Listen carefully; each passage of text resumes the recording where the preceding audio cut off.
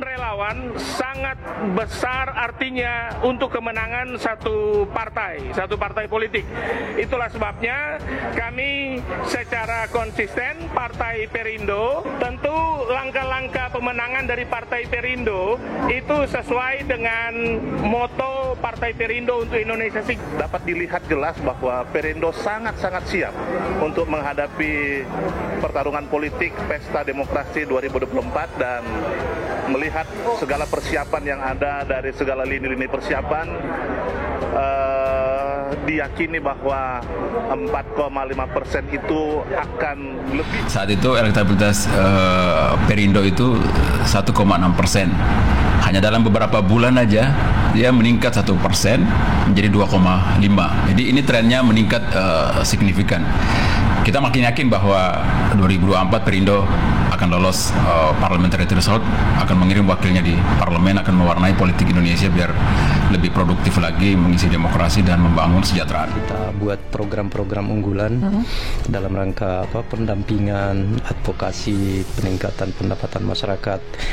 Kemudian juga kita punya target adalah 9 kursi untuk 2024. Ya, dalam beberapa nama sedang dikantongin oleh Partai Perindo walaupun belum bisa disebut, tetapi kajian atau diskusi yang dilakukan oleh DPP sudah sering sekali, setidak-tidaknya beberapa nama yang sudah beredar itu termasuk di dalam rekam jejak Partai Perindo.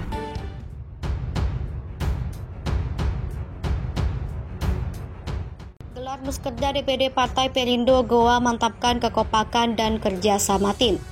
Menghadapi pemilu 2024, DPD Partai Perindo Kabupaten Goa, Sulawesi Selatan menggelar musyawarah kerja daerah Jumat 23 Desember 2022. Muskerda ini sebagai salah satu upaya untuk memantapkan kekompakan dan kerjasama tim. Muskerda DPD Partai Perindo Kabupaten Goa ini juga dihadiri oleh Ketua DPW Partai Perindo Sulawesi Selatan, Sanusi Ramadan. Dalam kesempatan tersebut, Sanusi memberikan pendidikan politik kepada para kader Partai Perindo. Pendidikan politik yang diberikan kepada para kader Partai Perindo dalam forum Muskerda tersebut salah satunya berpolitik harus ada kekompakan dan kerjasama tim untuk bisa meraih kemenangan dalam pemilu 2024. Lebih lanjut, Sanusi mengatakan Muskerda DPD Partai Perindo Kabupaten Goa ini penting untuk dilaksanakan dan diikuti para kader untuk melatih kekompakan dan kerjasama tim dalam membesarkan Partai Perindo di masyarakat. Sanusi mengatakan Muskerda DPD Partai Perindo Kabupaten Goa ini dihadiri seluruh pengurus DPD, DPC, dan anggota DPD dan anggota DPRD dari Partai Perindo. Anggota fraksi Partai Perindo DPRD Kabupaten Goa, Anwar Usman mengaku selama kader Partai Perindo siap bekerja dan membangun kekompakan, maka tidak ada kesulitan untuk memenangkan pemilu 2024. Demokrat ungkap faktor yang mungkin membuat publik bosan ke Anies. Tiketnya belum utuh. Partai Demokrat cukup memahami bila publik merasa bosan dengan narasi perubahan, termasuk bila ada pandangan yang menyebut kenaikan elektabilitas Anies Baswedan sebagai capres terjadi sesaat sebagai efek euforia pencalonan oleh Nasdem beberapa waktu lalu. Menurut Deputi Badan Pemenangan Pemilu Partai Demokrat Kamhar Lakumani, kedua hal itu mahfum terjadi lantaran narasi yang saat ini disampaikan Anies masih terbatas. Diketahui, sejauh ini baru Nasdem yang sudah secara resmi mengusung mantan Gubernur DKI Jakarta itu sebagai capres. Sementara itu, rencana pembentukan koalisi perubahan oleh Demokrat, Nasdem, dan PKS tak kunjung terrealisasi. Kamhar meyakini bahwa narasi yang disampaikan Anies akan semakin berkembang bila koalisi tersebut resmi terbentuk.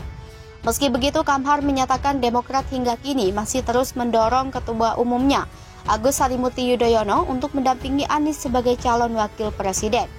Menurut dia, bila keduanya dideklarasikan sebagai pasangan calon, akan semakin menambah penegasan antitesis pemerintahan Jokowi. Sebelumnya diberitakan pengamat politik dari UIN Syarif Hidayatullah Adi Praitno menilai naiknya elektabilitas Anies Baswedan menurut survei berbagai lembaga merupakan imbas deklarasi pencalonan presiden yang diumumkan Nasdem pada awal Oktober lalu. Momentum deklarasi pencapresan Anies dinilai tepat karena berdekatan dengan lengsernya dia dari kursi Gubernur DKI Jakarta. Namun demikian, Adi menduga naiknya elektabilitas Anies merupakan euforia sesaat.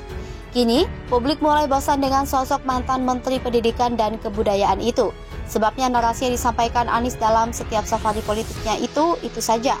Anies juga tak melakukan manuver politik apapun.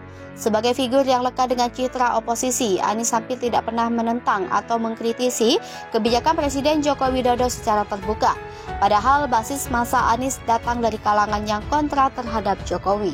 Bawaslu sebut Anies tak etis. Demokrat tegur pejabat yang pasang baliho ingin nyapres.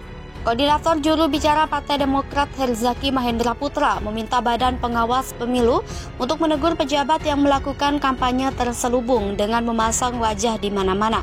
Menurutnya, Bawaslu harus adil dengan tidak hanya menyebut mantan Gubernur DKI Jakarta Anies Baswedan kurang etis dengan kegiatan safari politiknya. Menurut Herzaki, saat ini banyak pejabat publik yang sudah memasang wajahnya di mana-mana untuk sosialisasi diri, terlebih mereka yang ingin maju menjadi calon presiden atau calon wakil presiden pemilu 2024. Ia menekankan Partai Demokrat sejatinya hanya mengapresiasi kerja-kerja profesional rekan-rekan Bawaslu.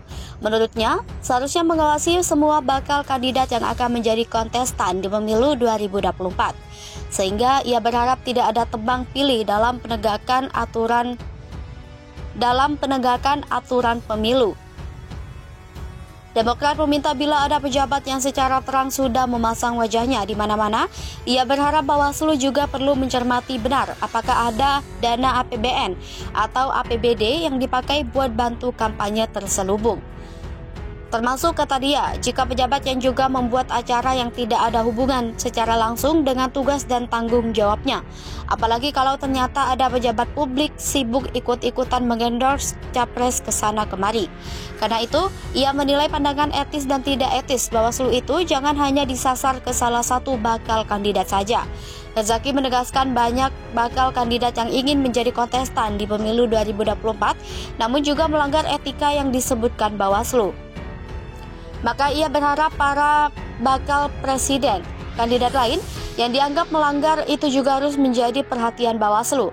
Sebelumnya, Bawaslu menyatakan kegiatan safari politik yang dilakukan bakal capres Partai Nasdem Anies Baswedan tidak etis jika ditinjau dari sisi etika politik. Sebab kegiatan tersebut merupakan kampanye terselubung. Sebab Bawaslu menilai publik telah mengetahui Anies Baswedan merupakan bakal capres yang diusung gabungan partai tertentu. Dengan begitu, publik tentu bisa saja memaknai safari politik itu sebagai kegiatan kampanye untuk meningkatkan elektabilitas Anies. Karena itu, Bawaslu meminta semua bakal calon peserta pemilu 2024, termasuk Anies, untuk menahan diri untuk berkampanye atau kegiatan apapun yang bertujuan menyosialisasikan diri.